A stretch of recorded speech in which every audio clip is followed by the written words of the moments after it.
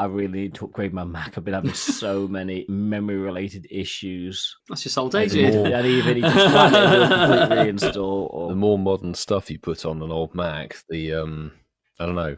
A new folder appeared on my Mac, which I don't mean to start you sweating, Milo. A new folder appeared on my Mac saying shared and something. I can't remember what it says. Shared and something else. And there's like 4 gig in there that I just cannot clear because it thinks it's shared, but I only have one profile set up. It's a generous Mac. Yeah, it sounds like the title of a new Pokemon Go event that does shared and... shared folders. Shared folders.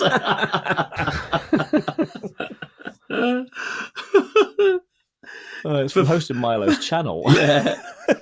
For 400 poker coins, we can clear 4 gigabyte of space in your folder. Yeah, cheers, 90. Well, if they start charging you for clearing out your storage, oh my god. Let's not give Apple that idea. 10 poker coins to transfer. Yeah, imagine. Don't put it out there.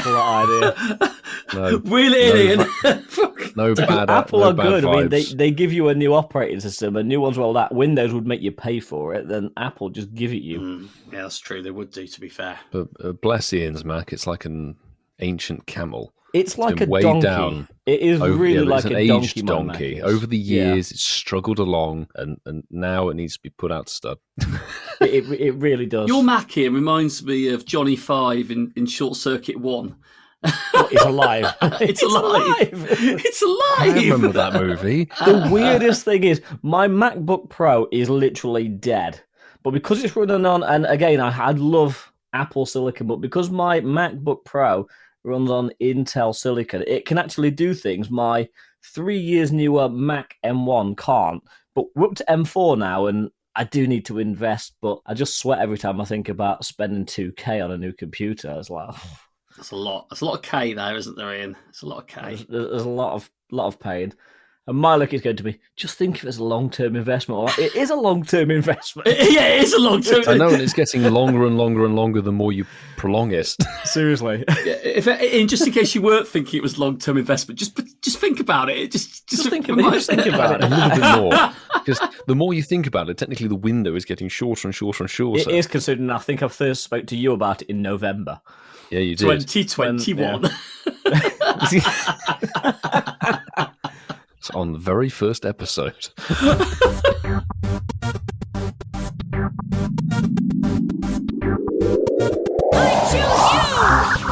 On this week's show, with 4 weeks left to UNOVA Tour, Milo seems to be selling cryptocurrency, Mark is eating more brownies, and I am looking at a question I'm going to ask the boys at the end of the show, which might catch them a little bit off guard. Welcome back to the Insights Podcast. I'm Ian Wardful, and with me this week is Pogo Milo UK, or should I say Crypto Milo UK? Noise. Masterful27. Mark, why is your head in your hands? Well, I've just got a flashback. So what you just said. So Milo's had Sinnoh supporters in the past. And now he's got UNOVA currency. Is that UNOVA currency? I don't remember that in the main series games. Ian, you just went in there like my house, like, no, don't go there. Don't go there. We leave a man behind, but in all seriousness, mate, how is it going? Because you've had a really strapped 24 hours, haven't you? Yeah. Yes, it's been an interesting time. And I will say, in the future reference, if you ever see any kind of crypto or financial recommendations from me, do not pay attention. Actually, Milo and money and recommendations don't go together. That's true. No. Milo. In all seriousness, mate, and I think I speak for Mark as well, hopefully you get your channel back soon, because these hackers are absolute idiots. They mess with people's livings, and hopefully Google are making strides into getting your channel back for you. Yes, at the time of recording, it seems to be moving in the right direction. And by the time that this episode releases, hopefully everything is back to normal. But yes, I chatted to you boys a little bit off of podcast recording. Won't be going into the details here, but fingers crossed everything goes okay. And there are many words to describe these types of people, and none of them I can broadcast. All of which we can't broadcast. And what you've learnt, Milo, is next time James from Google reaches out to you directly, says they want to do a sponsorship deal with you, just don't ignore. Don't trust it. Ignore it. Don't trust anyone. Click on that link. Do not click on the link. Do not. wasn't that simple. They very much babyfied the experience. It is. It was say that. likening it earlier to like catfishing, luring you into a false sense of security before they then sort of send you something that essentially destroys your whole Google profile. Yes. So not good. And that's the last we're going to joke about that tonight, because I told you I was going to give you a little bit of bants. I appreciate getting it out of the way That's early. the tame version of what I've got prepared. But no, in all seriousness, mate, I do hope you get your channel back. Thank you very much. I appreciate you being restrained somewhat. I am. And since I'm being restrained, people, it is time for you to... Oi, you sleepy sailors, it's time to drop your incense.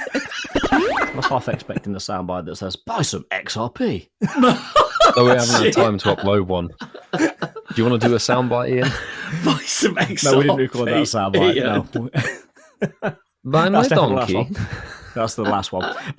So yes, drop your incenses, and if you should get anything pretty saucy while you're listening to the show, or in general, honestly, we really don't care.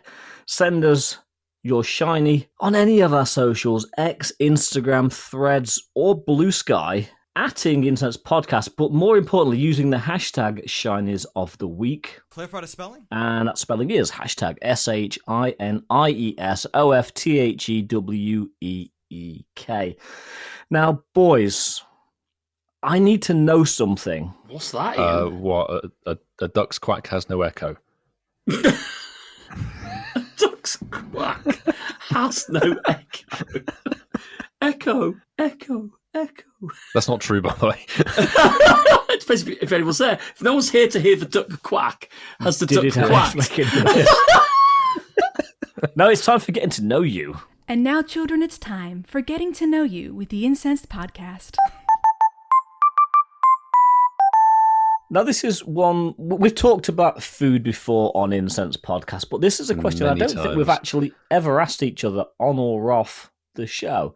So what I want to know tonight is, it's a simple one. What is one fast food restaurant that you've never been to that you would love to try? And let's go Whitfield first, because you're the one that does the least fast food, I think, of the three of us. Well, yes. I mean, you guys have travelled with me, and anybody who has travelled with me knows I'm not a fast food kind of person at all, really. I will stay very clear of a certain Golden Arches, etc. And Ian Unless has a you're certain... in the Spanish airport and there's Pokemon cards available. but I'll sit next to you. I shall not partake in consuming whatever is on Actually, offer. you did when Francesco bullied us all into buying Happy I Meals. think I bought some chips, didn't I, or something like that? I can't remember what actually happened. Maybe I bought the actual Happy Meal and gave it to him instead. I think you did, know. and your better half did, and then Francesco had all the cards because there was Spanish ones. This was Barcelona, wasn't it, when we did that? Gen 9, I think It it was was. the Spriggy ones, because Francesco wanted the starter He's getting cards. very excited about his Sprigatito and Fuecoco, etc. And honestly, I don't know enough fast food restaurant places to be able to actually really give an answer of one I'd like to try. Throw some names at me and I'll say yes or no. I'll give you the yes or no jingle. Five Guys. But I've tried that. In and out. In and out. Have we been to there in America, Ian? No, we keep don't saying think we we will, have. but we never do. Taco Bell. Definitely not. Not from the stories. Popeyes. That's here in Ealing, I think. No, not for me. Francesco and I went actually last time I was down there. Not for me, yeah. Is that when they got my balloons caught in the neon light, Ian? Was that? No, that was That was a different chicken shop. buttermilk fried chicken. That was in Ealing as well, wasn't it? Yeah. Yeah. What about Jensen's Buffers? Have you ever been there? Tried there? I don't know that guy. It's actually in Denmark, that chain is, but yeah, you probably wouldn't know if you've not Sure. been to Denmark. Can I? What do they offer? Beef. Okay, I'll go with that. That's my answer. Whatever Mark just said. There we go. Sure. Jensen's Buffers. Let's have a different nationality. Let's have a different style of answer. There we go. There we go. Good choice, Milo. Maybe. Come on, Mark, what's yours? I ticked a few things off my list on my Pokemon Go travels. I ticked off Five Guys when we were in Barcelona, which was fantastic. Yes, sounds like Cheeky we also devil. had him, didn't we? Yes, yeah. We did, yeah, and I absolutely loved it. And it was an awesome recommendation from our boy Adam to say, let's do Five Guys. Like, yeah, let's do it. Fantastic. That was actually quite a good conversation. We was walking around going, should we find a tapas bar somewhere? Yeah. And Adam goes, There's a Five Guys over there. And we were like, yeah! It was foreign cuisine in a exotic location. It's not from Spain. I mean, I'm unlike Milo. I love my fast food. And, the Golden Arches, they're just, they're there, aren't they? And, they're everywhere, to be fair. Gotta love a Macca's. Yeah, I love a Macca's, to be fair. But, I've done Five Guys tick. Again, Taco Bell done it once. Believe it, we've got a Taco Bell in Swindon. And, I won't be going back there again. Commiserations. Yeah, We used commiserations. to have one here. It lasted 18 months and is now gone. That's a record. Yeah. So, listen, it's probably not the best food, and it's just something I've always thought about doing when I go to America, is I'd like to go to a Wendy's. Never been to one, like the idea of going to one. They are. Apparently there's 3 of them in Cambridge, so I don't know what Cambridge wants 3 of them. the hot spot of Wendy's. We'll take them all. Let's put them all here.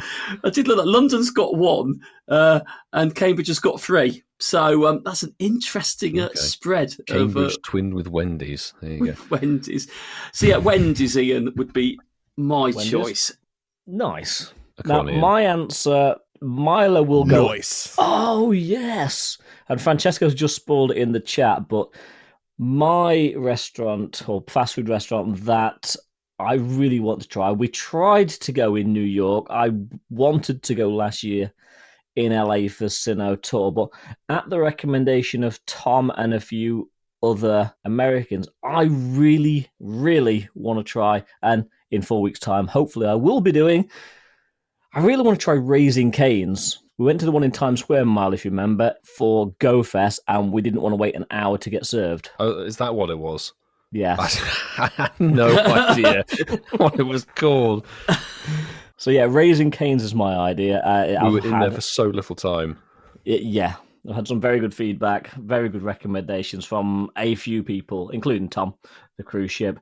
And I really, really want to try that. And hopefully in a month, I will be. Chicken fingers. Yeah, there you go. Raising restaurants. Yeah, almost as good as KFC, it says on here. And Is that their tagline? Yeah, it says the company's named after. Almost as good. This is. I love this. They specialise in chicken fingers, founded in 1996, long-established business like that. The company's named after Graves' dog, a yellow Labrador, which is no longer alive, unfortunately. But Rip. yeah, rip. Yeah, but they might do rip eyes there or whatever. But chicken fingers, very good, Ian. You love your chicken, don't you, Ian? You little suckle of a chicken. Oh, I love chicken. And I think Americans call chicken fingers, we call them chicken like goujons or tenders. Goujon or tenders. I think called tenders. So we have Jensen's Buffers, Wendy's, and Raising Cane's. What a selection! I love it if our Danish listeners are going, I believe in Jensen's you guys. Buffers. They mentioned Jensen's Buffers. Gone for Maybe the our regional Danish vote. listener. Yes, Hello. there'll be one vote. We've got some Danish listeners, so let's see. I like that. We talked quite extensively last week about the first half of the Fashion Week, and now when this episode releases, it would have been a whole week since part 2 concluded. So I guess quickly, let's have a little chat about our thoughts now we've had a chance to play part 2 with the Team Rocket takeover, Strudel and Graphite dropping, a metric ton more Pokemon with costumes in the wild, and a boost of other bits and pieces like rockets and Shadow Palkia. So, Ian, did you manage to actually bag a shiny? Because last time you had nothing. I was not in a good place with the Fashion Week shinies, and I did manage to bag during Fashion Week. I did manage to bag a few shinies, 6 in total. I'm taking one of them out, as you'll find out the reason later, but I literally, pretty decent haul. I managed to get the shiny Alolan Grimer. Nice. From, was it? Arlo, I think. Arlo, I think. Oh, Shadow one in. Very nice. Yeah. Shiny Curlier. That one was so elusive, but I managed to get it. And 2 shiny Sneasels with the beanie hat on, a male and a female. Oh, I love the Sneasel. Then from JT Valet, Registeel Invite, Shadow Registeel Invite, got the shiny from that as well. So Fabulous. for me, part 2 was way better than part 1. And I can't say I played it particularly more than I did part 1. So it just goes to show what RNG gives you. Yeah, it's just that thing of there were more boosted stuff in the wild. Sneasel and Absol were back, and they're perma-boosted. Shiny potential. They were more perma-boosted than the Curlier that was advertised as being perma-boosted. or for the event. So, I mean, Ian got the Shadow Shiny Alolan Grimer. I too managed to nab a Shadow Shiny Alolan Grimer, which was a very pleasant surprise. Oh, shiny Alolan Grimer friends. Ooh, good old Grimer friends. I too, exactly like you, Ian, I got my Shadow Shiny Registeel from a remote invite from JT Fowler. He was sending them. I mean, to be fair, I jumped to everyone else then because I really wanted that shiny. The 5th Shadow Registeel I did over the last 2 weekends. I did 2 weeks ago, just in person, and then the 2 remotes from him, and what the next one was shiny. I was like, right, don't even have to touch that Raid Boss. As soon as I got the shiny out, right, done. Fantastic. In terms of other stuff, part 2 went absolutely ballistic for me. Managed to nab Minccino in there as well from the research. Dragonite finally sparkled from the raid. So many Sneasel. I think it was about 7 Sneasel shinies from the event, a couple of Absol and 2 Stunky. Pretty decent haul then. It was crazy. And finally a Dragonite from a field research task. So part Hipster 2 was... Dragonite, no less. Or was that just a regular one? No. Hipster. Nice. The good old hipster one. Honestly, part 2 seemed just a million miles better. The spawns were more Fashion Week focused, and having the boost of Team Rocket and the 12-kilometer regs, that doesn't necessarily have to be a hardcore grind for anybody because Shroodle's still in them. And you got the Shroodle, right? Because I was hatching the eggs. I didn't get any from about 4 or 5 12k eggs. No, I did a batch of 12, got 1, and then at this point, because of a certain situation with a cryptocurrency, etc., the video that was meant to drop showed another 2 batches where the second batch of 12 had none in it, so 12 more eggs, nothing, and then the third batch had 3 in, I believe it was, and one of them was a 98. So I was very pleased with how part 2 played out to perfection. Nice. But I think, Marky, because you didn't have a shiny either from part 1, so did your luck turn around? I got shinies, but they weren't featured shinies. I got my Shadow... That's even better, it's like your Mankey. Yeah, I got my Shadow shiny Beldum from the first part of the event. Yeah. I'm going to be honest with you, boys. I haven't got a shiny in the second part of the event, so... Oh, wow. We'll talk about them a bit later. But yeah, no, my last shiny outside of the ones... The last one was a Shadow Shiny Beldum. So in my shiny list of Pokemon, yeah, but that's the last one I've caught. If I've been honest with you, checked on quite a bit and have played it quite a bit and didn't really need anything from it. I had most of the costume shinies already, so yeah, I wasn't particularly concerned. But I did raid for the Mincinos when they came. There weren't a lot of them that I could find, but when I got the invite, I'd jump in and take part. And yeah, listen, it wasn't meant to be, but I think if I'd raided hard for it, I'd have probably hated it. If I'd got it after like 90-odd raids, I'd have looked at it and gone, a bit like Deoxys, and gone, don't really like you. I'd have just looked at you and gone, fair. Do you know what I mean? It's like... That's fair cop, really. So no shinies. But I would agree that part 2 of the fashion event, far better. Absolutely far better. Do we want to rank part 2 out of 10? Come on, yeah, Ian. why not? It's become kind of tradition now, hasn't it? Yeah. So looking at part 2 against part 1, it was a lot better. There's no one could deny that. Yeah. I still don't think it was as strong as it could be, but I think it was okay. I am going to go for the traditional 7. I'll whack it up to an 8, personally.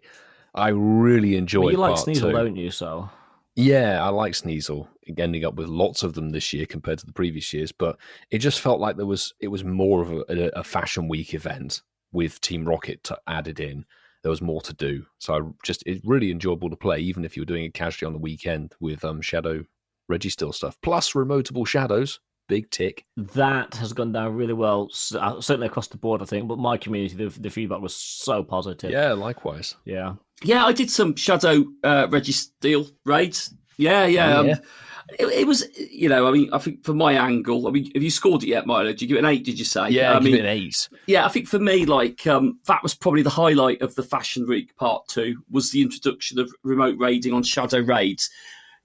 For me, I haven't done them in person outside of, they've been alongside events we've met up for. So, days. Yeah, when we did Oxford for the cat. Ryko. the little cat, wasn't it? Who had its common day. Yes. Litten. And Raiko was in Raid. Then when we've done Tour, Global, there's always been one of the shadow rotations that we've sort of done.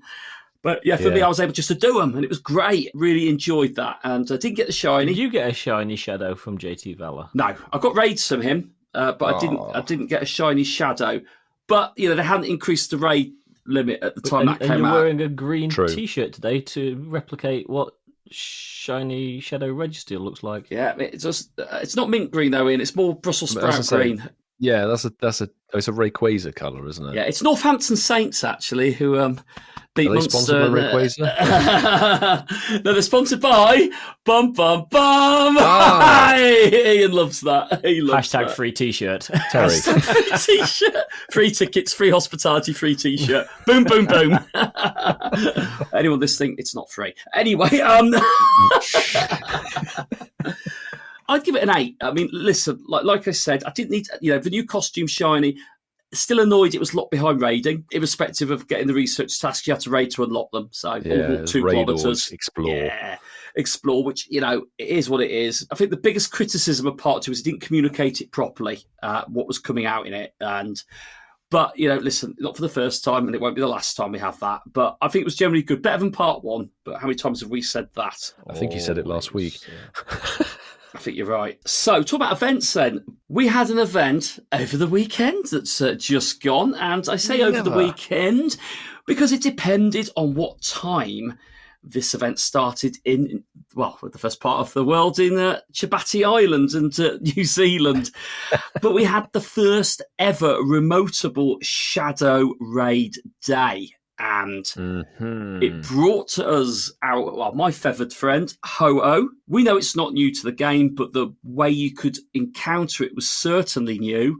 And for the event, we had 20 remote raid passes that we could use for it. Boosted shiny rate for the Ho-Ohs, which is obviously exciting.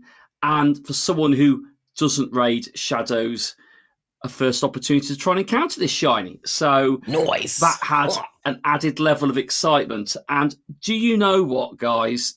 I loved it. I thought it was a fantastic event. It's very globally sort of it impacts people in different ways across the globe, depending what time of year it's at.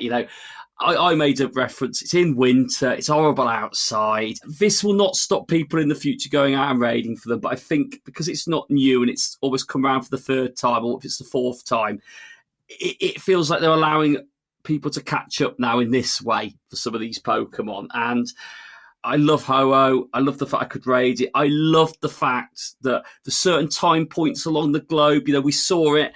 An hour before it hit us, Europe was going mental for it. And got Belgium invites coming through, Germany invites coming through.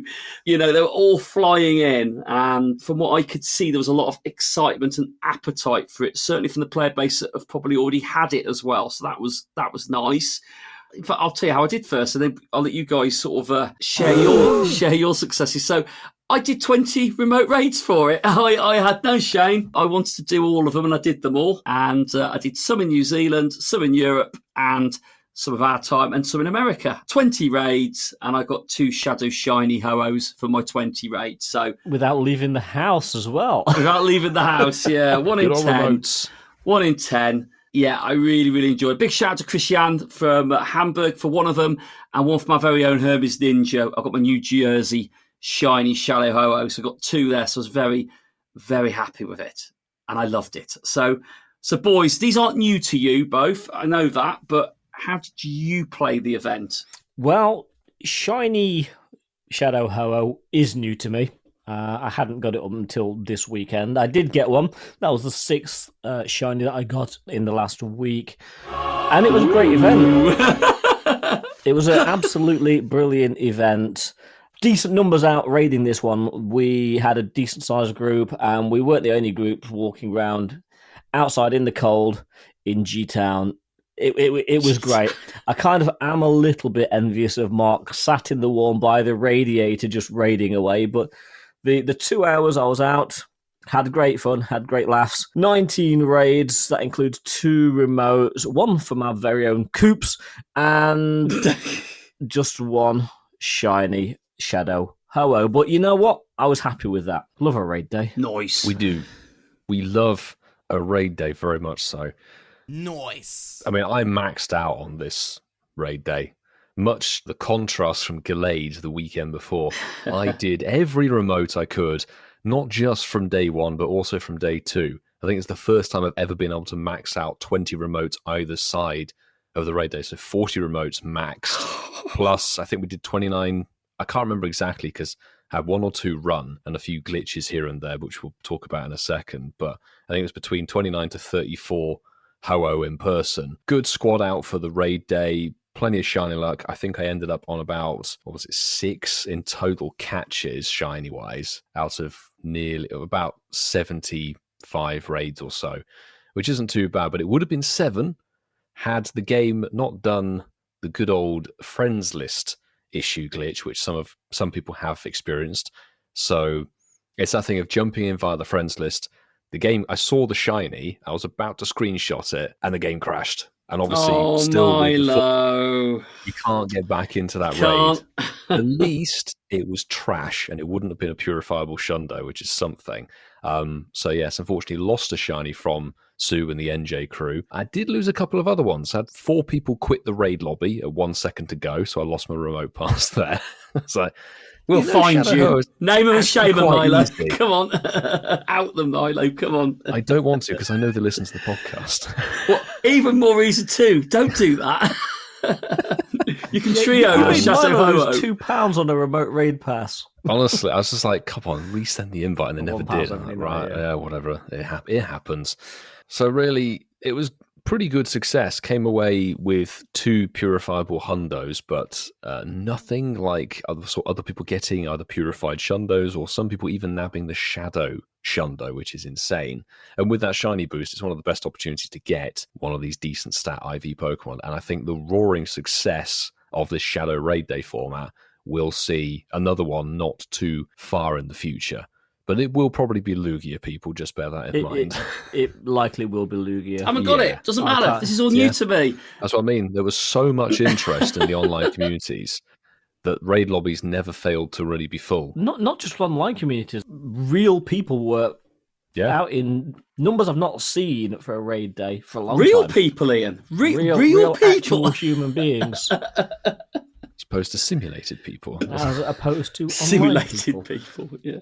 But I think that comes back, and I remember listening back to last week's show where we talked briefly about Shadow Raid weekends over the last couple of years and how they've kind of fragmented the community. Only if you have an absolutely enormous group of people in a big city will you probably get some traction, because it's such a palaver trying to coordinate a raid that might happen in 6 hours' time.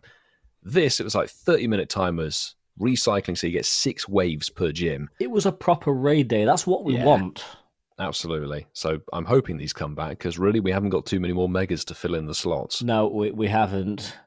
Now, moving on to something that you don't really need many people to fill in a slot for. Careful. The other day was our first Legendary Max Monday. Lobbies of 4 people, which caught a few off guard, which means this is duoable. It's a very easy trio max battle. I did hear of people duoing this. I've seen somebody solo it online, but they had maximum G-Max stuff. So, boys, let's talk about D-Max Articuno, and I think this coming week, Zapdos. So, did we go out? Did we do any? I certainly went out. I managed to get out of work early, which I explained to you boys how that happened. Goodness me. Well done, Ian. There's something to be said for being flexible and getting your carcass out of bed early, but... What? I wonder what he's going to say then. I heard something else completely. I heard something else then. Jesus, Ian.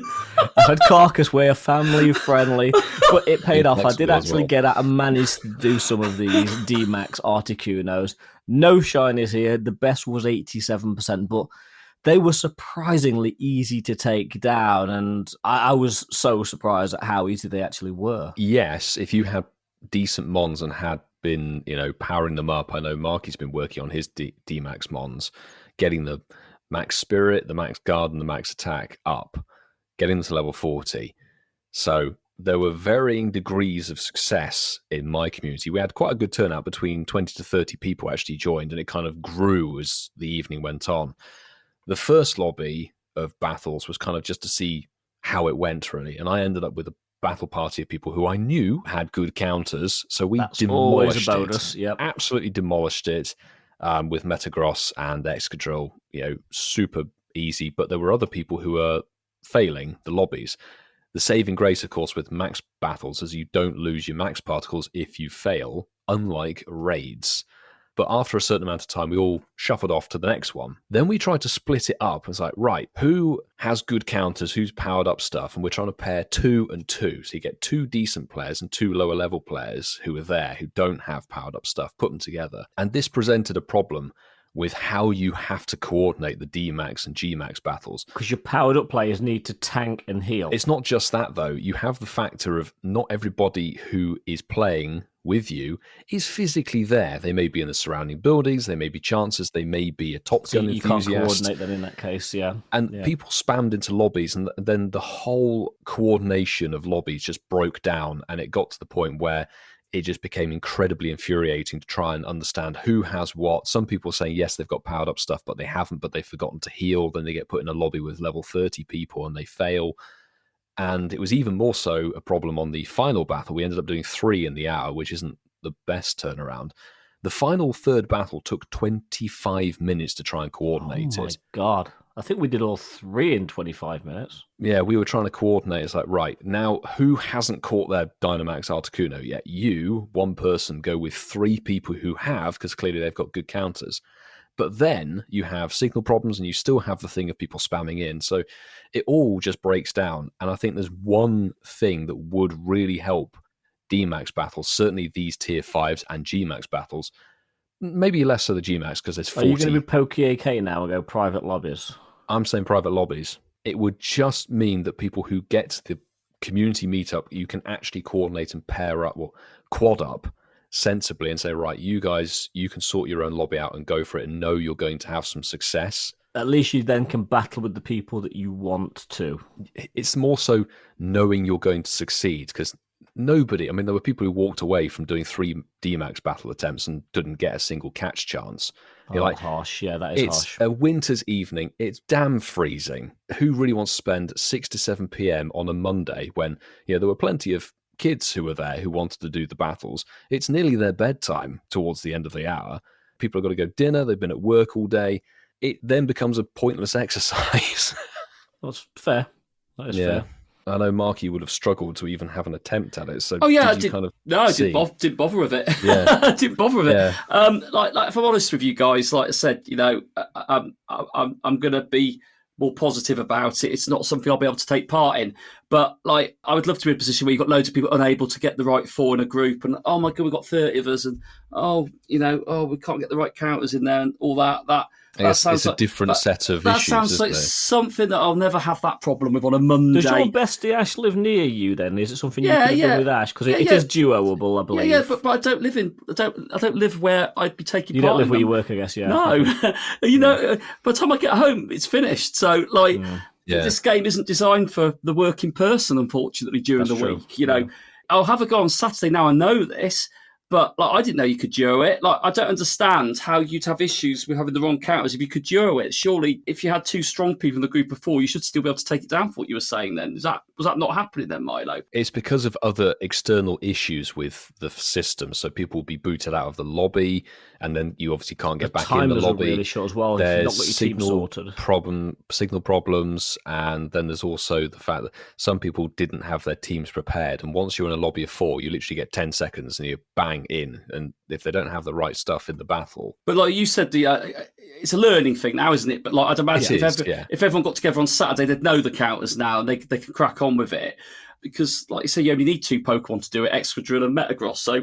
If you've got 2 of those 2 that are powered up, and you've got that, and I saw people using G-Max Toxtricity, which we've got a couple of them on. But the little contrast I say is when the max hour finished, the final spot we'd been at respawned an Articuno, and me and 3 other people who had high level counters were like, right, let's give it a bash, and we absolutely annihilated it. So it really can be night and day depending on if you remember to revive your mons, bring in the right things with powered up moves. And we've actually had to say to our communities, don't lie about your counters. You have got to be honest and say, I haven't because that powered up affects this other people Pokemon. in the team. Because you might say, I've powered it up, but there's a difference between powering something up to level 40 and powering up a move to tier 3. So what was the cost of raids then? Was it 800? 800. 800 particles, yeah. So that's your whole daily allowance. Yeah, that's what I mean. There lays the problem. You'll have some people turn up and go, right, I'm doing one of them going home, and I think... we had a couple of one and dones. And I get the group that. we had was about 13, 14 people. We had a few one and dones, but I think the majority, there's probably about 8 of us that stayed to do the whole thing. And that was on a Monday, Ian. You had all these people that do it on a Monday. That's amazing. I think it's that rush of it being new. Well, you say that. Like, I had, when Articuno came out originally in raids, we've lost those days. Those days have gone, and maybe this indicates that those days are coming back again. It's been quite a long period of time from those days. So, I think we've lost a lot of those player bases anyway from the original days. So now it's I think that's a big factor in it. Like I said, I wouldn't have attempted them because I thought I would have needed more than 2 or 3 people. So I just wouldn't even bother. Well, I didn't bother to try it because I wasn't where I needed to be anyway. But now I know that. What would be good counters for Zapdos then? So, for people that have got their Dynamax Pokemon. Yeah, so Zapdos is in a tricky situation where we don't have any Dynamax Rock-type Pokemon. That's what I was thinking, yeah. So you're stuck with Ice-type attackers, and there's only technically 2. So you have to really use Cryogonal. That's it. It's got to play, Ian. It's got to play. It has a play.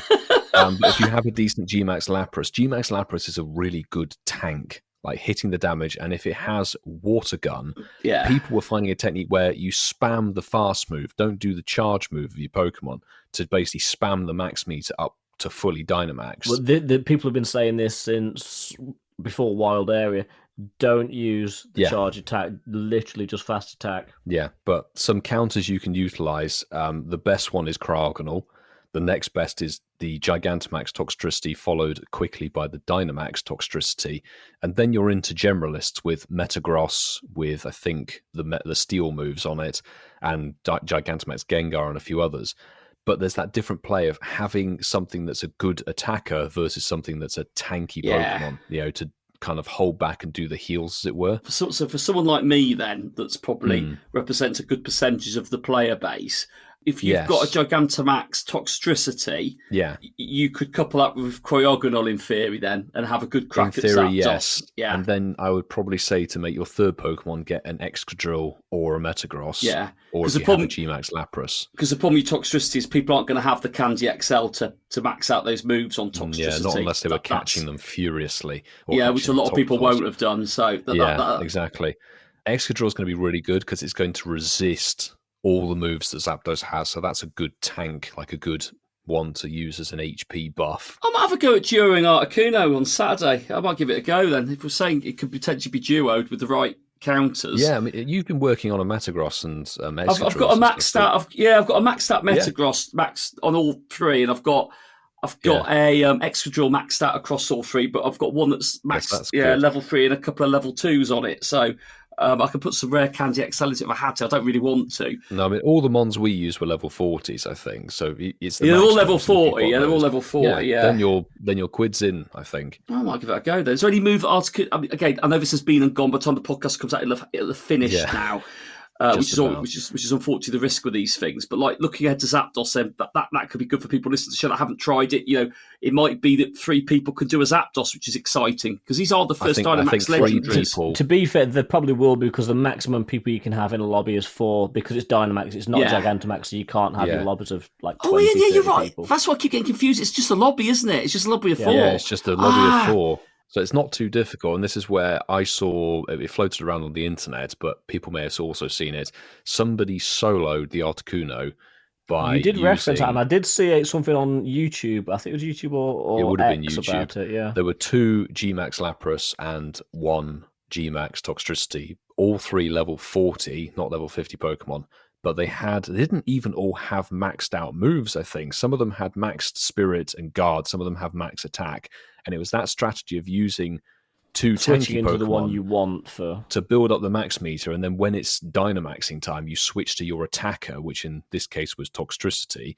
and you deal the maximum damage with the G-Max stun shock, and then you come back and switch back into Lapras to take the heavy hits, and they soloed it, which was extraordinary to watch and hear. Well, I mean, and again, these are Dynamax, aren't they? So this is where I think I get a bit confused with it all. It's like, Dynamax are the same Pokemon, just with There's only one syllable difference, really, isn't there? All they have is like that red swirly thing over their head, isn't it? That's pretty much all that's different with them, isn't it? Yeah, that's fine. And you can only use them in the Gigantamax and Dynamax raids, can't you? So, but as you've just said, there's going to come a time when you need some of these in your battle party to take down future ones. So, yeah, it does kind of, the typings are quite critical at the moment, aren't they? They're limited as well with what's been released, but yeah, and it will be good to get a Zapdos or two, because that will be good against Moltres in a week's time or so. Yeah, they all feed into each other.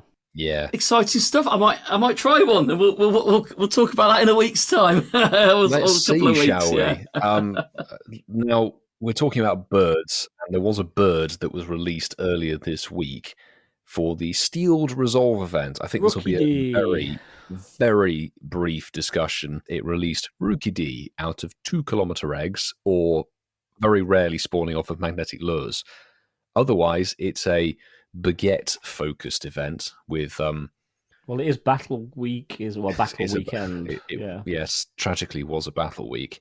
So PvP-focused spawns with a few random little bits in there, and Carbink still not being a shiny. Tragic. So I really don't think too much of this event, to be honest. It's sort of... We know that GBL's not our thing at all, so this event can bypass, really. It was good to get some Rookidee out of 2-kilometer eggs, and a little bit of a magnetic lure session was quite nice, but if you're doing a lot of magnetic lures, you'll be burning through those Pokecoins quite quickly, and you'll find yourself picking up a lot of random other rubbish. Not unlike the 2-kilometer eggs. So I hope it was a good event for you if you needed some GBL bits and pieces. Personally, passive at best. What about you, Fassa? Yeah, GBL focused spawns, very lackluster. I haven't even had time to hatch any eggs. I haven't been doing GBL, although I do need to get it done before the Battle Weekend finishes, just to get another Elite TM. But I'm underwhelmed by this event, and yeah, I just can't get excited about it. So sorry, guys, I just can't get excited about this one. Shock horror, Marky. Are you not excited too? I haven't cleared my eggs out for my old eggs. I've still got all my old eggs stacked in there. Yeah. I haven't done any lures. I have got no interest in this event whatsoever, and I won't get my time research done in time either, just the way that it's sitting there. So I've got no enthusiasm for this event. Like I said, I turned my ticket gifting off, so no one could even tempt me into trying if there was a ticket for it. Nice not really being bothered about an event like this. It's frankly quite awful. And if I get a Rookidee, I'll get it. If I don't, it'll be in the wild in 3 months' time. There we go. Oh, fair play. And I mean, really, that captures it all in terms of how bad this event is. But speaking of how bad things can be, Whitfield, you are the game lord, are you not? Yes, and there was a certain bird I mentioned earlier in the show. What? The ducklet. It's back. I thought it was on about a new crypto bird, Ian, for a minute then. Crypto bird. Watch out for that one. It'll be all the rage. 25. XRP, Eric. XRP. Swiftly moving back to what the ducklet. And Ian's autocorrect struck again. I'm not too sure if I'm able to read decided that word. This week is what the Duckett. What the Duckett? No, I didn't even see Duckett. I mean the bit in bracket. No, the bit in brackets, that is actually correct. The craptic, not cryptic. Oh, it's crap because your clues are crap. That was you being a funny man. Ian! You're funny, Ian. Ah. Nice. Is that cryptocurrency, is it, Ian? That's what it is.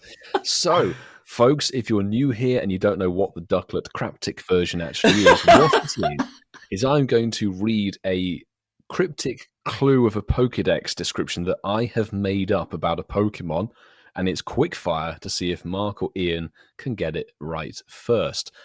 We'll do one practice from years gone by, which was a very firm favourite, I think. You keep saying this, Milo. It's a fan favourite. You're self-promoting it. No, It'll be which one one pull was that this? at New York, I'm sure. Oh, It's fun. this was the one. So an example would be, this Pokemon can offer excellent support around the chest. Abra. Abra. There you go. Abra is correct. So that is how it goes. Quick fire, boys. I We'll like the tired one. first. I'm tired at the airport, wasn't it? That Oh, was yes. Snorlax. You That missed was your brilliant. flight and had to sleep at the airport in LA. That was brilliant. That was wasn't it. it? We'll be rocking and rolling with the first two, I think, given this game's former performance. So, Form of torture. yes. Form of torture. Oh, So dear. I've got, there's a couple of interesting ones here, but I think we'll go for a fairly easy one first. So, this Pokemon loses to rock, but wins against paper. Sizer. That was quick. I was about to say the same Correct, Marky. There we go. Sizer wins very much against Sue. So points to Marky. It's match point already. I It's a can't Mexican believe. standoff. I was going to say, I can't believe it's Oh, it's there at the bottom. 1v1 and we've not played. Better late than never. I love Now, the thing that. is, I wrote about 12. I was expecting good We'll potential. save So some we've for another week. We've got a range here. Okay, let's do this one then. So, this Pokemon is where Guinness is allowed to roam free. Stoutland. Correct, Marky. 2-0. Oh my goodness me. You deserve to win that because I was just going to say Dublin. Dublin again. That's a Gen 12 Dublin, Pokemon. That one's coming out. Yes. Oh, good stuff. I'm impressed, Marky. Well done. Thank you, mate. 2 points and a very quick game to satisfy Ian's misery. You know what? I'm happy that I lost. And I'm happy that Mark got them both so quickly. Do you want one more just for fun? Go on for S&Gs. Anyway, you don't want to forget this Pokemon for your next bank job. It's a lot more simple than you might think. Steelix. No, but I like the thinking on that one. I haven't got a clue. Okay. This Pokemon has 2 forms and it had a research day last year. Stunfisk. Last year, Ian, not 2023. Sorry. Oh, sure, yeah, we're in 2025 now. Okay. Oops. The regional variants are from Unova and Galar, so Gen 5 and Gen 8. And it begins with Y. Yamask. Well done, Marky. Definitely a whitewash. I think we can very firmly move swiftly on from Ian's crushing disappointment. Disappointment. Yes. And yes, will this be a disappointment? We'll let you, the listener, decide because it's time for this week's news. Is the news. Oh, yes, it is the news. Is that Rev?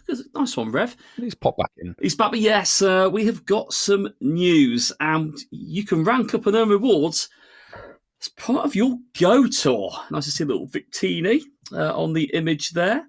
But we're going to have an opportunity to take your UNOVA experience to the next level. The UNOVA Adventures, they've brought out a tour pass, and this is a way to maximise your rewards during the Pokemon Go tour. Pocket money. Something like that, yeah. And if ever there was a something to go to bed and just sleep and have sweet dreams about, it's the tagline: the more you play, the more rewards and bonuses you'll Fancy unlock. But yeah, from February the 24th at 10 a.m. to Sunday, March the 2nd, and that is at 6 p.m. local time. The new Tour Pass and Tour Pass Deluxe will be available in Pokemon Go. What was that, you ask? What is a Tour Pass? What? Well, I hope that's what you're asking. But yeah, there we go. The Tour Pass is a free, limited time progression track during Pokemon Go Tour UNOVA Global. By collecting tour points, you can unlock rewards, increase your rank, and improve your event bonuses. And all trainers will automatically receive their Tour Pass at no cost on Monday, the February 24th, 10 a.m. local time, and you'll be able to collect those tour points and rank up to the end of the event on Sunday, March the 2nd at 6 p.m. And rewards unlocked in the Tour Pass will expire on Sunday, March the 9th at 6 p.m. So you've got 7 days, literally to the minute, to claim them. So they're timed. So they'll be gone if you don't claim them by the end of that. 7! And of course, what would a Pokemon Go thing be without a paid ticket version? So what is the Tour Pass Deluxe? And yes, it's a paid version of the Tour Pass called the Tour Pass Deluxe. It will be available for trainers looking for upgraded rewards and faster progression. So yes, the more you pay, the faster everything goes. In this version of the ticket, or this version of the pass, you will get an immediate encounter with the mythical Pokemon Victini, and all trainers can encounter Victini by purchasing the Tour Pass Deluxe, even if they've caught it before. And while progressing through it, you'll be able to claim rewards from both the free pass and the deluxe pass. You will get, it won't be quite double, it'll probably be more than double the bits and pieces. You can unlock your Tour Pass at any time and still collect the rewards from the previously locked tier. So even if you decide to do it on the final day, which is lovely to see, and you'll get the lucky trinket when you reach the highest tier, and rewards will expire at 6 p.m. local time on March the 9th, Sunday. So make sure you get everything claimed before it disappears. How does it work? Well, you're going to collect points, and you will begin, obviously, with no points, nil point. We're used to that in the UK. We are. Yeah. And your first reward will already be unlocked, the Go Tour 2025 T for your avatar. You can collect tour points to reach larger rewards, unlocking items and ranking up as you go. You can earn tour points in 2 ways. Activities like catching Pokemon, completing raids, hatching eggs will earn you a small amount of points. But the more you play, the more you will earn. But if you want to earn points faster, a new type of task, past tasks, will be available. Completing these quick, event-themed tasks will help you collect more points and rank up, getting you more rewards in less time. And past tasks refresh daily from Monday the 24th of February at 10 a.m. to Friday, February the 28th at 11:59 p.m. The 28th of February, that day rings a bell. Anyway. I don't know what you mean. No. During Pokemon Go Tour UNOVA, global past tasks will refresh every hour between 10 a.m. and 5 p.m. local time each day. Well, there we go. That's how you collect your tour points. But I'm going to tell you about the next piece. How do you rank up? Well, by collecting tour points, you'll see yourself progress through the Tour Pass tiers. And these are made up of minor and major milestones. On your way to minor and major milestones, you can unlock small rewards like Pokemon encounters, Pokemon candy, Pokeballs. It says and more. Hyper potions will probably be in there somewhere. And milestones. Yeah, pineapples. And milestones yield even larger rewards like stickers. Oh, Yes. Stickers. Bring it on. Avatar items, and even a special Pokemon encounter. So, licky tongue, maybe. Or tickler, yeah. Each time you reach a major milestone, you'll also increase your event bonuses. So during Pokemon Go Tour UNOVA Global, you will increase your Catch XP bonus for each major milestone you hit. So Catch XP will go to 1.5 times for reaching Tier 2. It'll go to 2 times Catch XP for reaching Tier 3. It'll be treble the Catch XP for reaching Tier 4. Simple that is, I think. And research has shown that even more bonuses may be increased by ranking up your Tour Pass. So stay tuned for more details, and I'm sure that will be shared with us closer to the time. And for trainers with the free Tour Pass, reaching the final major milestone will award you with a special encounter with Zorua that has a special background. Let's hope it's a better background, but it'll be a special one nonetheless. And for trainers who upgrade to the Tour Pass Deluxe, reaching the final major milestone will reward you with a new item. Oh, and this looks like something that Milo would wear on a night out when he's going to one of his special concerts. It's a lucky trinket, and Zorua can actually be shiny if you're lucky as well. But Milo, come on, tell everyone about your lucky trinket. Well, this lucky trinket. Do you guys remember the place where you could put a coin in and it would spiral round? Yes, down into the charity pot. Yeah. That's what this looks a bit like, really. So the Lucky Trinket is a new item, and this was data mined a little while ago. It's going to be the final reward, of course, for the premium track or the deluxe pass. The Lucky Trinket is a one-time use item that can be used to turn one friend from your friends list into a lucky friend. Ooh. When used, the Lucky Trinket will set the status of you and your chosen friend to lucky, even if you aren't best friends yet. So that's actually quite overpowered in a way. When you're lucky friends with someone, the next trade you do with each other will basically guarantee lucky Pokemon. After trades, the lucky friend status will be cleared. I like how they clarify that, because that's always the case with Lucky Friend. It stays forevermore. It's just constant. That would be OP, wouldn't it? If you just It would be very overpowered. Just set one person to be lucky friends forever. Ever. Yeah. Insane. Ever But and ever. this is how they're stopping it being from even more overpowered. This exciting item will only stay in your item bag for a limited time, so don't forget to use it before 6 p.m. Sunday, March the 9th. So you have to use it So you've by got the a time week that- after Global. week after Go Tour Global, which is really good. Can you only But use it once then? Yes. Yeah, one-time use. And you must be at least great friends with the trainer you wish to apply for your Lucky Trinket. So I isn't guess that gives you the difficult. week. If you see each other on the Saturday of Go Tour, you can kind of spend the week getting to great friends. Shouldn't be too difficult. Well, you say that. The three of us are really terrible at gifting. Speak for yourselves. I am. I've been waiting for gift. Milo, don't you start playing that card, Sunshine. You're awful. Sorry, I've been dealing with crypto over here. Using a Lucky Trinket on a friend does not change the distance at which you can complete the trade. So you still have to be rubbing shoulders with each other to make it happen. And that's it. It's a premium item that's brand new, and God knows when we'll see it again. But make your own judgment on whether you think that's worth it. We should announce should we as the Incense podcast announce a new tier to our Patreon for this one. It's called the Lucky Tier, and we will use our Lucky Trinket with you as part of an experience, and you'll get 5 photos as well. For $100. With the 5 photo bombs, you'll get 5 photos with a 5 photos of us. of us. It does look like one of those charity boxes, actually. Now I've It seen does, doesn't it? It Or a does. gumball machine. Or a marble in an egg cup. In recap, the Tour Pass Deluxe. It's available from Monday the 24th of February at 10 a.m. local time to Sunday, March 2nd, 6 p.m. local time. It'll cost you $14.99 US. And you'll be able to access the Tour Pass Deluxe track.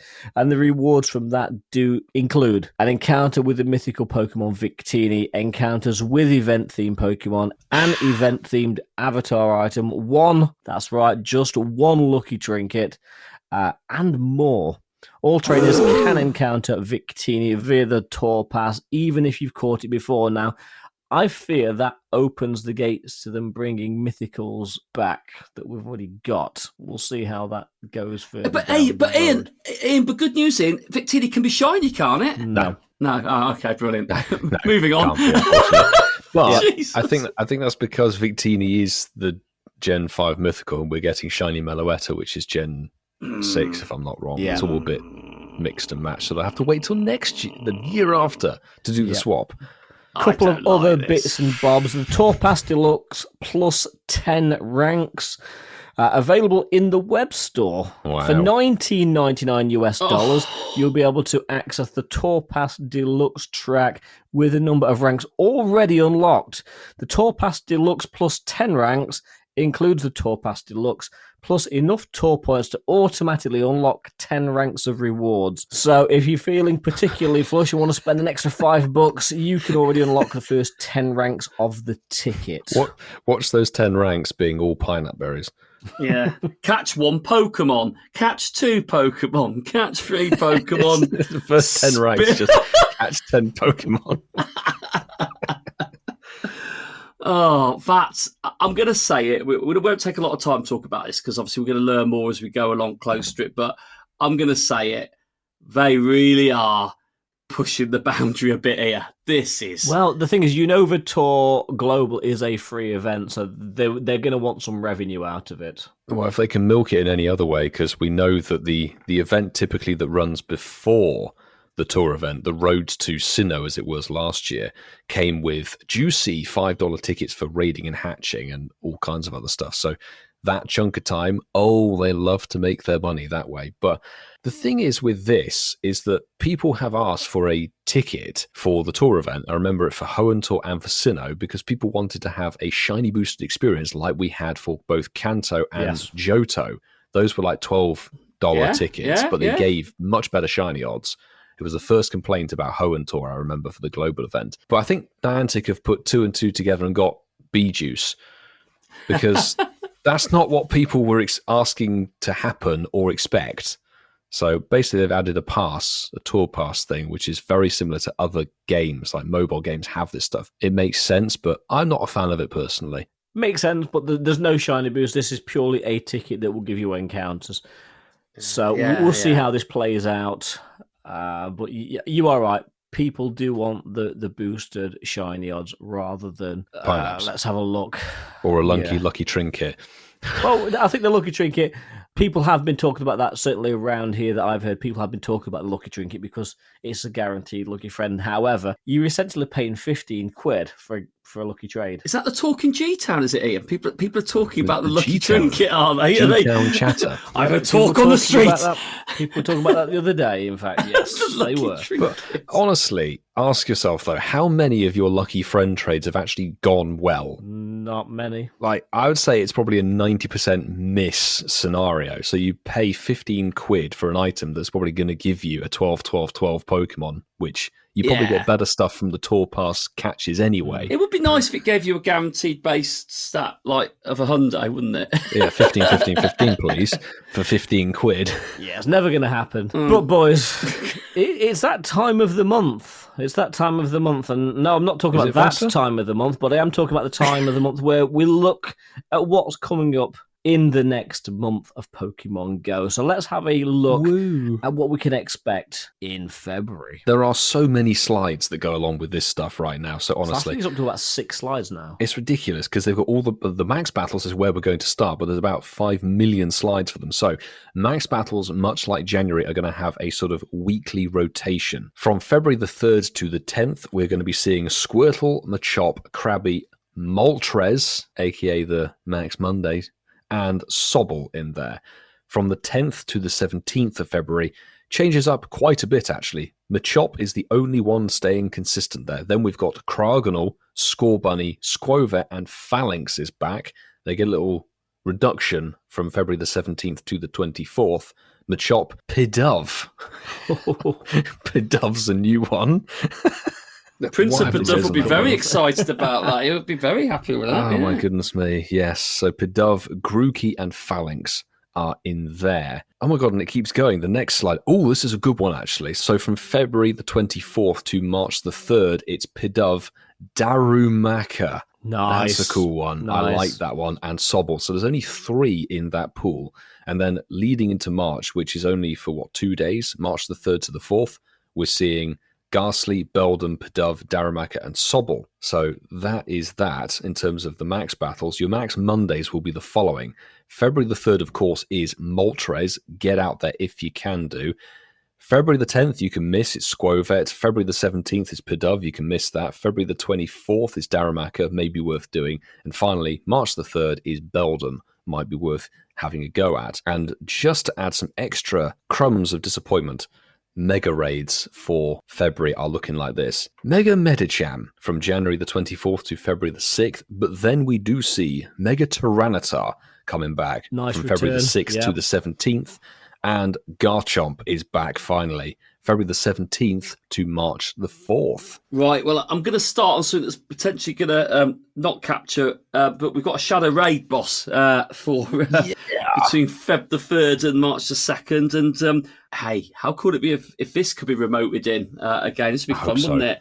But yes, Shadow Regirock is going to be available at that period of time, Feb the 3rd to March the 2nd, which I'm excited for them now. We do also have some 5-star raids, and these raid bosses will change at 10 a.m. on these dates. We've got Dialga from Jan the 24th to Feb the 6th. Enamorous, yes, we can all get it back now. Oh, but we can all get it this time. It's not a flipping elite raid. Feb the 6th to Feb the 17th in its incarnate form, which is on the cloudy thing. We Yes. have Yveltal on Feb the 17th to Feb the Bacon Bird's 24th. back, yes. I love Bacon that. Bird. Yeah. And we've got Xerneas from Feb. So same period, Feb 17th to Feb 24th. Yveltal and Xerneas, the Ice Stag. That'll be over uh, UNOVA Tour weekend. That'll be it. We've also got some raid hours, and these pretty much overlap of a Tuesday, I should say, on those weeks. Feb the 4th, or Feb the 5th, is Dialga.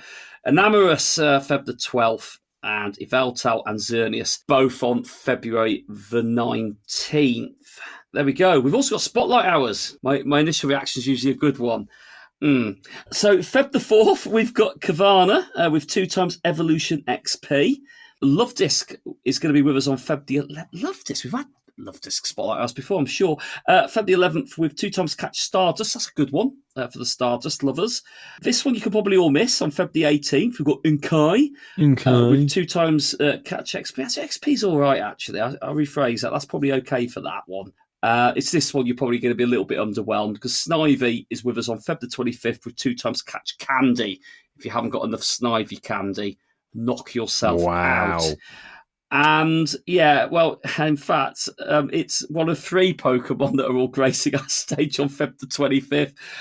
I've got a soft spot for Tepig because that was the first time we all met up together for its con day. But yeah, that'll be there, as will Oshawott, which I've got no love for whatsoever. All with 2 times Catch Candy, Ian. Yes. Oshawott. Oh, bless it. Nice. Is it? And moving on to events to tie February up into a nice, neat bow. From the 5th to the 8th of February, we're going to have an event called Small Yet Strong. That will run from 10 a.m. local time through to 8 p.m. your local time. February's Community Day, yet to be announced, will be February the 9th. Usual hours, 2 till 5 p.m. And then it's the 3 of us. From the 11th to the 15th of February, the Beloved Buddies event. That will run again, 10 a.m. Wow, Milo, p.m. wow. Local time. Earn 1 extra heart per day. And half a heart. Half a heart. Don't knock it, sunshine. Anyway, we're going to get another raid day, February the 15th, a few days after Whitfield's birthday. That will go from 2 till 5 p.m. And then moving into the back end of the month, the 18th of February to the 20th will give us Scattered to the Winds. Good name. That's quite a vague title for an event. Can't even think what that might be. And then leading up to UNOVA Global, well, Go Tour UNOVA Global, I should say, February the 24th through to March the 1st will be the Road to UNOVA. That'll run from 10 a.m. local time to 10 a.m. local time. And then to finish off February, well, it's not actually finishing off February, to be fair, March the 1st to March the 2nd, we have Pokemon Go's UNOVA Tour Global. Event hours for this will be 10 a.m. till 6 p.m. each day. So they're not tagging an extra 15 minutes onto this one like they did with Wild Area. Wild Area for the mighty Pokemon. February's looking really stacked, and I'm going to reserve commenting on this because we said January looked really good, and look how that turned out. Yeah, do you know what I'm actually going to do? Is I'm going to say the events in February look incredibly weak. Beloved Buddies, what is that about? Come on, and Scatter to the Winds could mean anything. And another raid day just before Go Tour when we're all going to be wanting to raid anyway. Sounds terrible. Small Does yet sound strong. awful. That sounds awful. Yes, absolutely terrible. But speaking of things that are definitely not terrible, while Milo plays with his microphone, shall we move into everyone's favourite part of the show? Shinies of the week. The first Shinies of the week this week. We have got a WhatsApp Shinies of the week from your boy Rich, who messaged the WhatsApp number with this message. Well, lads, 2 raids done and 2 Shinies acquired. That was me done for the day, boys. Hashtag Shines a week, and he got 2. Yes, 2 Shiny Shadow Ho-Oh from 2 raids. Nice. GG's. Well done. Well done indeed. On Instagram, we've got one from Darth Rubber Duck. Love that handle. And get in! Exclamation mark. Love a great shiny like this. Hashtag Shinies of the week. Yes, Darth Rubber Duck got the beanie hat, John Lennon shades, shiny Sneasel. Oh, quality. Well done. Well done. It's a very, very good one. And jumping into our Patreon-exclusive Discord, Tony of Pride has put, in conversation with somebody else saying they must be, I've seen heaps of people getting them in the last week or so. My first Shadow Shiny in almost 2 years. Hashtag Shinies of the Week. And he also nabbed the Shadow Shiny Alolan Grimer from Arlo, which has fantastic stats for being a middle finger. That's excellent. Congratulations. My next one is from, well, you're not going to believe this, boys, but Threads. We got a Shiners a week through Never. Threads. We did. Vin Stagram6, I want to say, sent us this message. Got these Shiners over my birthday weekend. Can't complain. Hashtag Shiners a Week at Incense Podcast. And Vin got 5 shiny Shadow Ho-Oh, 1 shiny Curlier, 1 shiny Dame Edna Chino, and 1 shiny Krabby. Nice. D-Max Krabby. 1 shiny D-Max Krabby. So GG's Vin. Great one there, man. Some very good ones. And listen, this isn't a shiny of the week, but I am going to mention it in this section. And also, Big Boy Baz doesn't have the right social media platforms to share it with us, but he did share with me, Bovril Barry, he did share with me something that I have not seen before, and he caught it literally this week. He got a Shadow Skorupi from a Grunt, and it was a 000 Shadow Skorupi. Shadow Nundo. Not seen a Shadow Nundo before. I've had very close ones, but not the full set of zeros. So well done, Barry, for that one. Obviously not a Shinies of the Week. But yeah, Kiwi Steve is trolling X with some of his catches, and they're all very impressive, Steve. They are very impressive.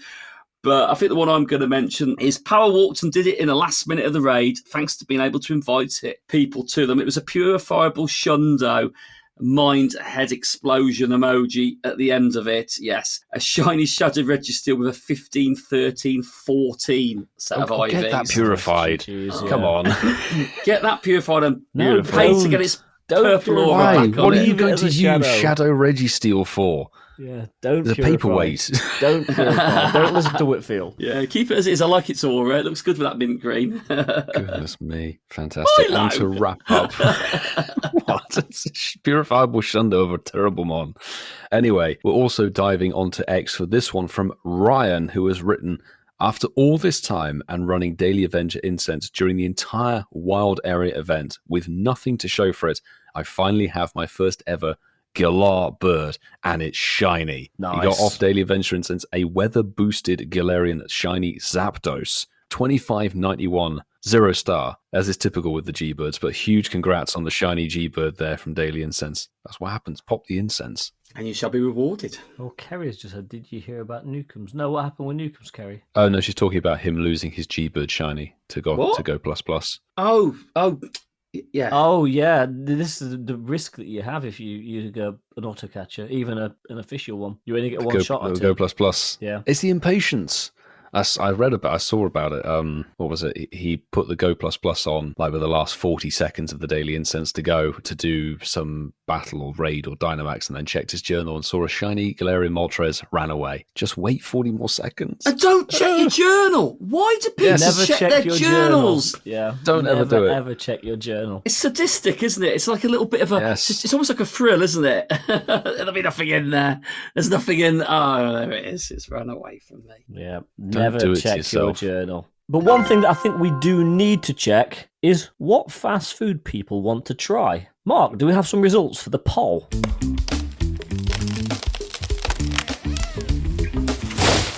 Yeah, we sure do, Ian. We spoke about it earlier in the show. I think some of the answers were just off the top of our heads, and one was always given to someone to include as part of the poll. But we asked our listeners to vote for the ones that resonated with them the most. The boys have shared their one fast food restaurant they've not yet visited and would like to. Which of these do you agree on? And I did tag Tickles in your Wendy's. fancy. Tickles your fancy. I did tag in Wendy's, Raising Cane's, and Jensen's Buffers, hoping they might piggyback. Oh, and well see done. an opportunity. Unfortunately, it didn't materialise. But we had 28 people on the poll this time around. That's a good number, 28 is. It's a one over a good Ian's number, favourite Ian. number. No, it's definitely a good number, 28 is. Right, so in third place with 14%, we've got the Danish Jensen's Buffers, Which actually Thank you for voting, people. It isn't technically fast food. They do nice steaks and things, but still, it's nice to get Denmark on That's my the map. kind of fast food joint. Yeah. We have in 29% in second spot Wendy's, and that means that Raising Cane's has won on 57% of the vote. Thank you for everyone who took part in the poll. We've got a couple of responses. I'm not going to read them all out, but Gassy Girl said, Raising Cane's, one finally open near me, and I love it. A friend of mine has been hyping up for months as they were building it. They didn't disappoint. Gassy Girl doesn't live in Cambridge, by the way. They're not all just... But no, it's nice to see that Raising Cane's, I didn't even know about them until tonight, so it does sound like it's very highly thought of, which is nice. And Denticles 9036 has put, Jensen's is the only one I've not been to. I'd love to have gone. I'd love to have gone, Jensen's is the only one I've heard of. That would have been amazing, by the way. The only one I've actually been to. I went to Cane's in New York City and it was great. If you want Wendy's, come to Croydon. I'll provide the snap vests. Laughy face, laughy face. Can you mail them to us first? Please wait for Jeff's ones to still turn up. Yeah, lovely. Thanks everyone for taking part in the poll. Good stuff indeed. It's almost the end of the month, so Milo, play the jingle. Let's look at some listener birthdays. Birthday jingle. I was going to play something else. What the hell?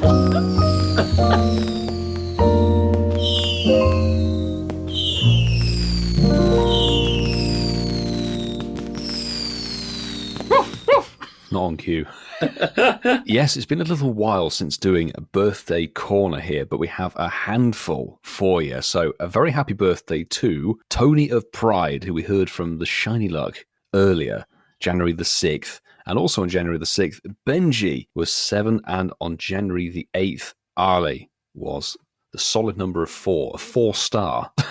Yeah, we've got our wannabe archaeologist, Nylandic, Jan the 22nd. I hope you have... Oh, it's today, actually, as we're recording this. Happy birthday. Happy birthday as we're recording, Oscar. Have a great one, my friend. And to round out this month's birthday corner, Flowers SM1234. Well, their birthday was on the 25th, so literally yesterday. Happy birthday to all of you.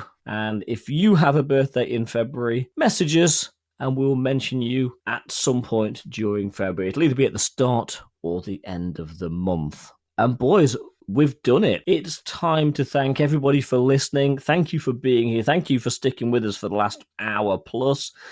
And it's only right to thank our Patreon supporters. Thank you very much. We like to thank all of you, whether you were on the bronze, silver, or gold packages. Nice. We do value you. We do value each and every one of you. But we do like to shout out, I hate that term shout out, but we do like to mention our gold Patreon members by name. Nice. So, JB, Clifford Mert, Kerry and Zachary, Barside 2, Mandy Croft, Mr. Mossam, Dean, DHL, and Mufti. Thank you so very much for contributing to the top tier. That does allow us a little bit of extra time to put that spit and polish on the podcast. And I know you two laugh every time I say that, which is that why your MacBook is dying? Because you keep spitting on it. You need to stop. Quite possibly. And of course, the Incense podcast, just like any rock band, we have a backstage crew. So we'd like to say thank you to our roadies, our admins, Hermes Ninja, and I am Pyrrhus. Thank you so much for everything that you do.